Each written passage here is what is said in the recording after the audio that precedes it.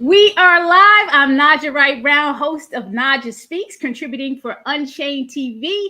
Our guest today is going to tell us how we can advocate for veganism in a peaceful way. Let's go. Welcome, Dina Myler of the Peace Advocacy Network. How are you doing today, Dina? Hi, all. Thank you so much for having me here. It's so fun to see Nija on a rainy Thursday here in Philadelphia. Absolutely. It's raining over here in Baltimore too. So, Dina, this show is all about you. So please tell us about yourself, your vegan journey, and then we'll get into some more questions. Absolutely. So I just want a heads up to people that my vegan journey can be a little triggering, and that's okay. I was in graduate school and I was on a health journey. Many of us go on health journeys. And it was cutting out various animal products because of health issues. And at this grad school that I was at, it was an agricultural school, and they had a lot of animals, a lot of things going on agriculturally based. And I heard they had something called window cows, and I did not know what window cows were. So I thought, I'll go see these window cows and figure out what that means, because it sounds so strange and foreign to me. So I did. And what it means is they cut a hole into the side of cows, female cows typically, through their skin, through their muscle, through their bones, everything to get into their stomach. And they put a rubber flap over it so that they can actually reach in, pull out the cud from their stomach. Oh, man. I was horrified. These cows were emaciated. They had fluid streaming out of their eyes, which we know is connected to emotions. It's not crying like we cry, but it is a form of crying in emotional times for them. Flies, pus. It was so gross. And I realized I could not contribute to that in any way anymore. And I went vegan.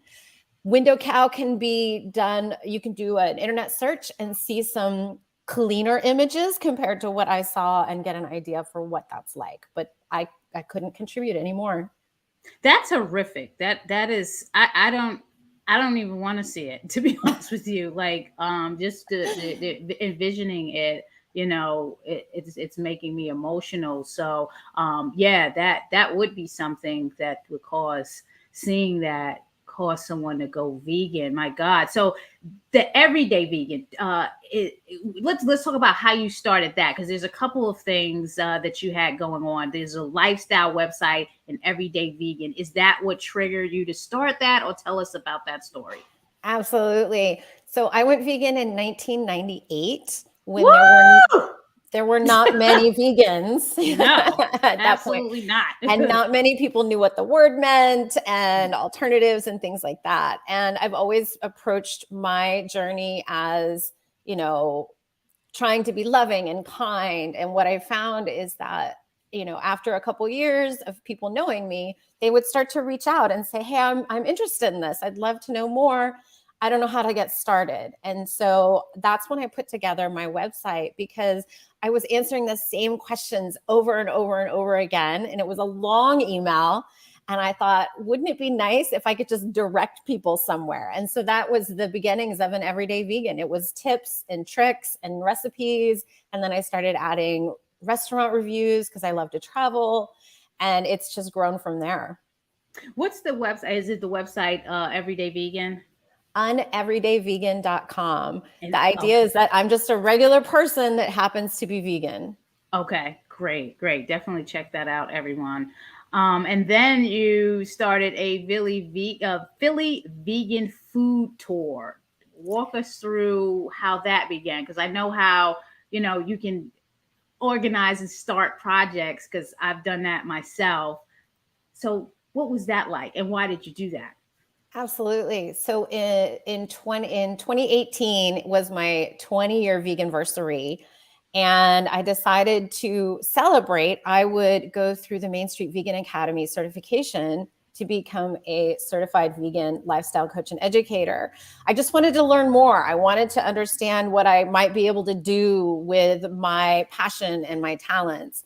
It's a great program. And so in that program, one of the things I talked about was this website that I had going for many years at this point. And everyone said, why are you not a coach already? You're already doing all these things. You should be a coach. And I was like, and I thought, okay. So I launched an actual coaching business, an everyday vegan, and I already had this platform to capitalize on. And, for anyone else who is an entrepreneur, getting started is challenging, right? You've got to make sure people understand what you want to accomplish and how you can support them and they can support you.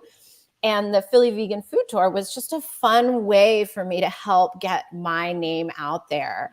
I had recently moved to Philly. It is a great city with lots of fun vegan options, all very close to one another.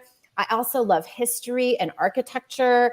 And so I thought, let me put all this together and try this fun new thing. And that's where the Philly Vegan Food Tour came from. I love it. I mean, because that's the one thing that vegans or people that are curious about veganism are going to do. That is eat. And that's what people have been doing during the pandemic. Eating is not going away. So we definitely need more vegan food tours and vegan restaurant weeks. Awesome. Well, Now, and I had to actually augment it, right, once the pandemic hit, because it was very much an inside thing. We would go from restaurant to restaurant. right. So I had to change it and reset expectations that we're going to be mostly outside. We're going to be wearing masks, these kinds of things.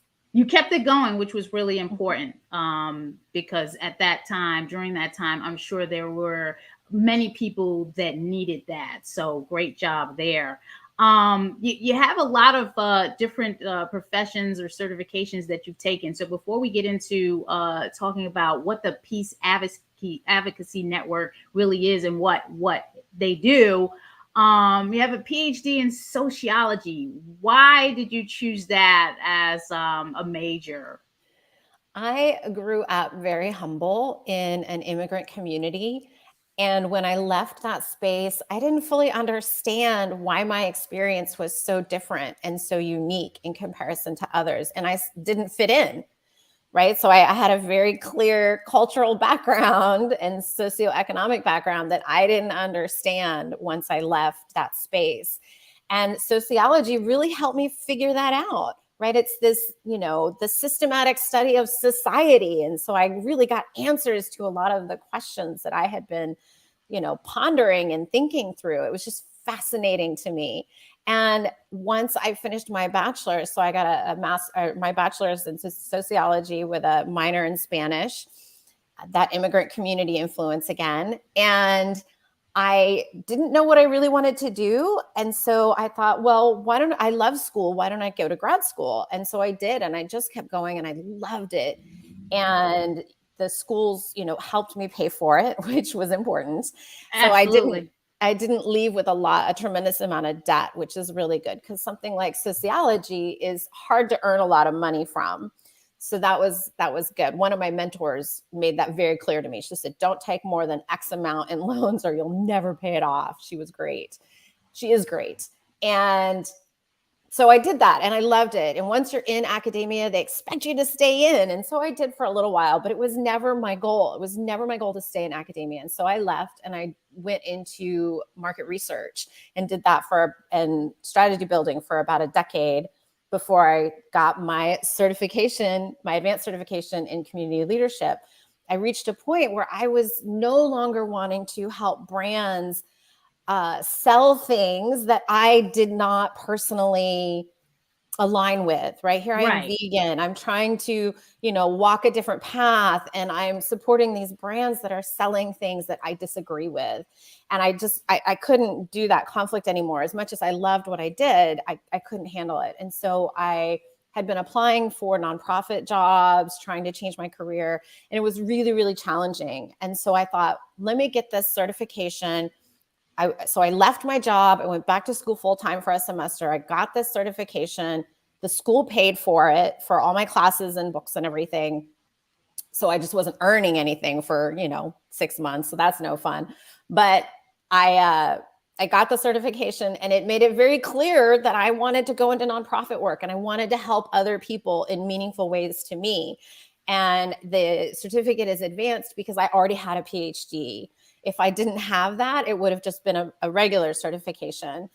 And it trained me in ways that have been tremendously helpful as the executive director of Peace Advocacy Network on how to organize, how to raise funds, how to run a nonprofit. All of these things have been incredibly helpful to have in my toolkit. Even though I had always been an activist, it's been incredibly helpful. I highly recommend that program. It's through the City University of New York.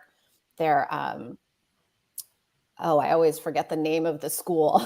No, but that's amazing. So I'm going to come to you for some tips on running a nonprofit. But we're here about the Peace Advocacy Network. So let's get into what is it? Who are they, or what is it? Yeah. So Peace Advocacy Network promotes a peaceful existence through veganism, social justice, and respect for the Earth's inhabitants and resources. We do this primarily through our free 30-day vegan pledge program. And ours is very different from most other programs because we actually meet. We use the science of accountability to help people be successful. And through these 30 days, we meet 5 times and we have cooking demonstrations with chefs. We bring in a vegan doctor or registered dietitian to come talk about health. We talk about ethics. We talk about the environment. We have panel discussions with current vegans about how to navigate a non-vegan world. We give coupons to make trying new things more accessible. Every person who participates gets their own mentor to help inspire them and keep them on track for the 30 days. And our program is so successful that 74% of our alumni say that they stay vegan long term. Nice. 74%. Another nice. 24% say that they reduce their animal product intake compared to before participating in the program. We are very, very proud of our success of our program. On top of that, we help people recycle things that are traditionally not recyclable curbside. This is a national US program, so anyone can participate from anywhere. And then this year, we just started our Vegan Activist Academy, where we help others be more successful in advocating for animals in their own communities. So walk me through 30 days. Why 30 days? And what would be the process? And just to clarify, this program can, anyone from anywhere can enroll in this program. So let's answer those questions. Absolutely. So I'm not exactly sure why 30 days was picked as opposed to 31 or 22. I know that there's this science behind if you can 21. Do something for 21 days, you'll be successful long-term. I have a feeling that the 30 days is based on a program out of the UK that we were mimicking and improving. And so that is how that timeline started. But it goes so fast, right? A month goes so fast. It really does. And we want to make sure people are set up for success beyond the first 30 days. And so, if we did 21 days or 22 days, maybe they wouldn't have that same motivation, that same success motivation. And yes, we are completely virtual right now. So anyone, anywhere can take advantage of our free programming. And we're trying to build a Spanish-only option so that people who prefer speaking in Spanish can take advantage of our program too. That's one of our big goals coming up. That's very important because I know there's a lot of work to do in the Latino community, even within Black Veg Society. I mean, a lot of people don't realize I am half Puerto Rican, and I do have an aspiration to do some more outreach to the Latino community because, unlike African Americans, the numbers aren't going up as quick as it is for, the African-American community. And we'd like to get those numbers up. And how do we do it? We have to outreach. We have to have materials in the language if that's what they need, because you got that whole unacculturated, culturated, it's a lot of levels to reaching the Latino market. So that is amazing. And congratulations on that. Much success. So someone wants to sign up virtually right now. They go to the website, the peaceadvocacynetwork.org website, and then what happens? It's all over the website because we want everyone to take it. But there's, like many websites across the top, there's different options. And one of them is Vegan Pledge. Click on Vegan Pledge. There are sign up buttons all over the page and to take you to the application, and pick the date that you're most interested in for the program. And currently, we're trying to get back to in-person options. We've traditionally been always in person, but with the pandemic, we wanted to keep communities safe and yet still support the movement and keep it moving forward. So we went all virtual. And this summer, nothing is confirmed yet, but we're looking at several different options for in-person, and just to see how it goes, tip our toes in the water, and hopefully move back to that direction that we love so much. Yeah, hopefully Black Veg can become involved with it in some form or capacity. So you and I can speak more about that offline. We'd be very interested to find out how we can get involved. Um, the name Peace Advocacy Network. How did you come up with that? What does it mean? What's the message you're trying to deliver here in that name? Yeah, so the founders really wanted this to be more than just about veganism, right? So our mission is veganism first, but then social justice is right after that, and respect for the earth. And so by broadening that moment, that title, Peace Advocacy Network, we're able to connect the pieces that are most important to us. And I bring that up because we're very intersectional. We talk about, during our Vegan Pledge program, it's not just about the animals, right? It's about the workers too, that are in jobs that they oftentimes don't like and don't get paid enough for. We talk about how, different communities have different needs and different responsibilities. And all of this intersectionality is incredibly important for us, and to get to that peaceful existence that we aspire to and want to help build. Amazing. I'm so into names, and so I always like to find out why organizations name themselves a certain, and if anyone doesn't know, me and Dina are part of the Women Funders and Animal Rights group. So and that name just says it all. So if you don't know what that means, then I don't know. It means women funders and animal rights. What are some of the challenges you face advocating for veganism through the program, through the Peace Advocacy Network program? Well, right now, being virtual, one of the fun things that we're working through is we're getting people from all over the world. Traditionally being in person, it's really easy for us to focus on the needs of a specific community. Being virtual means we're getting lots of different kinds of people into the program, which is amazing. And we're not complaining at all, but we definitely approach it a little different to help make sure that the needs of each person are met. So we try to pair those pledging to go vegan with us with mentors that are at least in the same area, the same state, maybe the same community if we can find it, so that they can, help navigate everything that's culturally specific and community specific, because that's important to us. So I can imagine when you met, because when you were in person, how many enrollees would you get, like in a typical area? So our goal is always 30 people at least. And depending on the space that we're able to get to host the meetings, dictates a little bit how many people can be involved. Okay. So we've had programs as many as 50 people pledging, including mentors. They show up at least to the first meeting. We're always looking for volunteer mentors. And the commitment is very simple. You come to the first meeting, whether it's in person or virtual, and you reach out once a week and see how the person you're supporting is doing, just being there for them. And that's also available to sign up for on our website. But when we're in person, those mentors are in that same community. And so they like to come and be part of everything. And so the space really ends up telling us how many people can be involved. Got it. Awesome.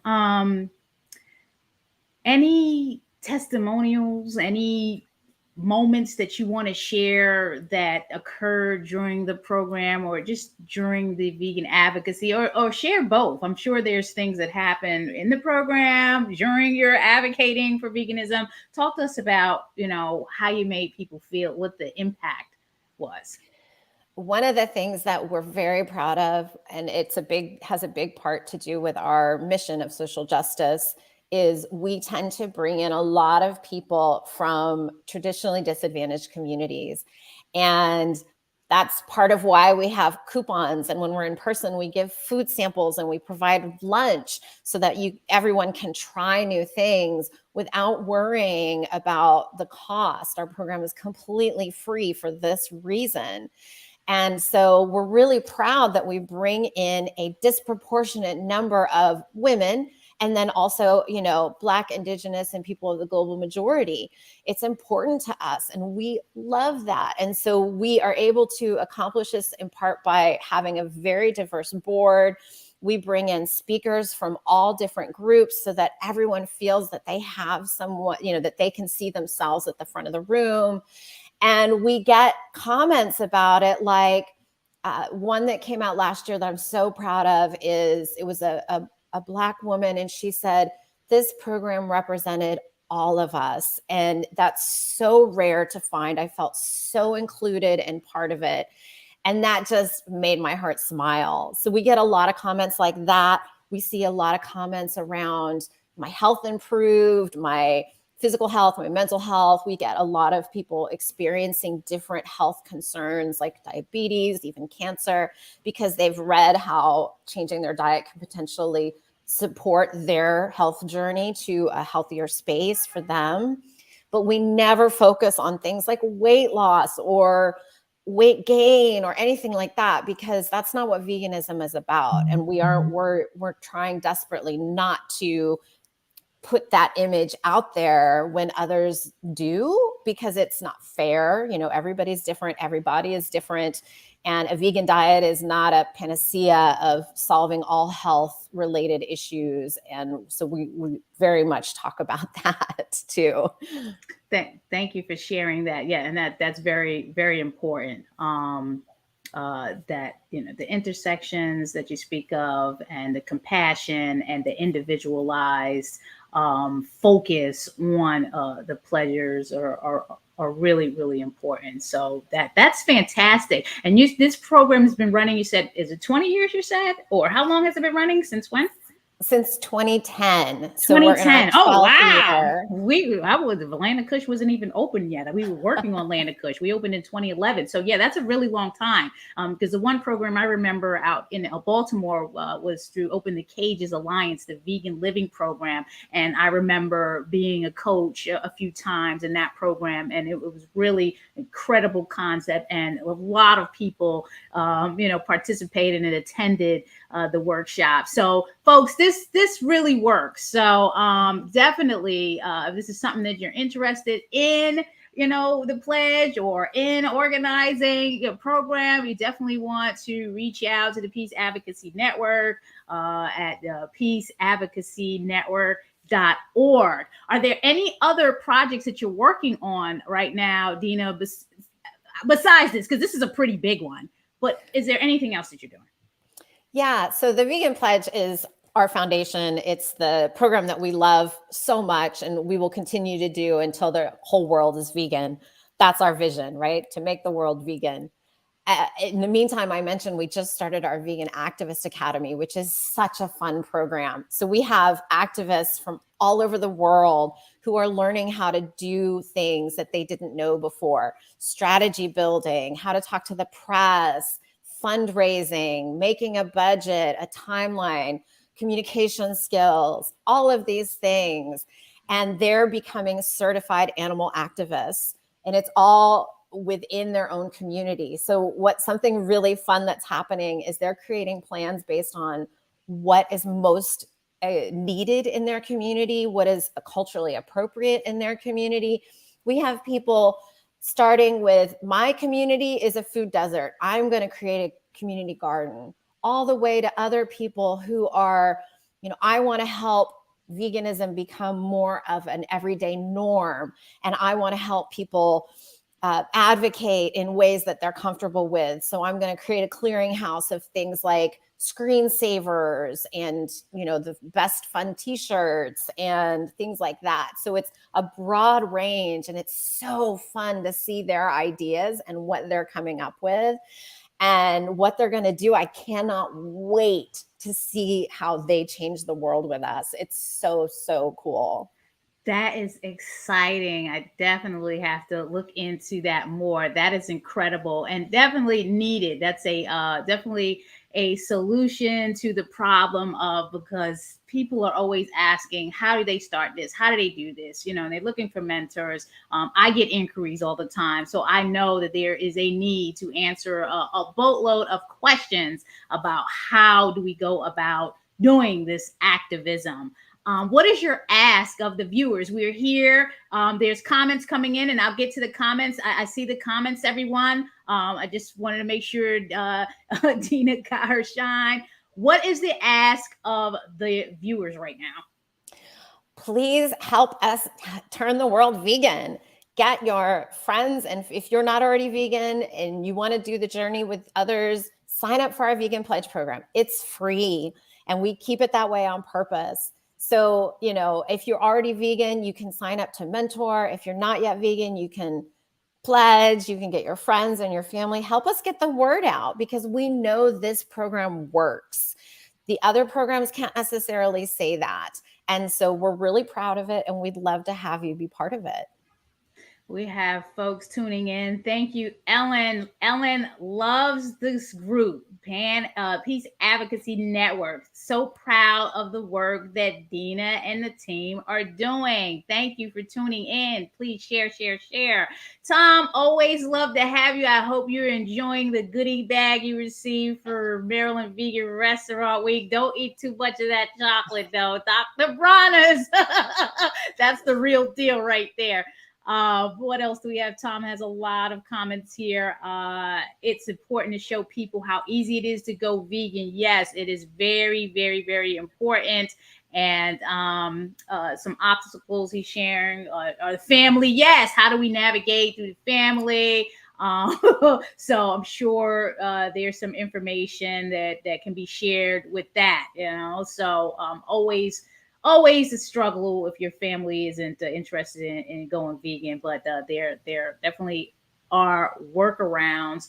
And go vegan, I regret never. Awesome. Thank you for tuning in. I appreciate that. Someone needs to get this information. Everyone is tuning in, so please share, share, share, like, comments.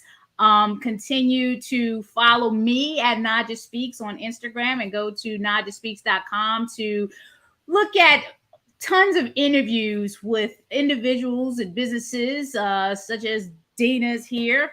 And don't forget unchainedtv.com. You want to download that app so you can see more interviews from other amazing contributors and guests. Dina, before we close out, how can we best follow you, the organization? You know, what do people do?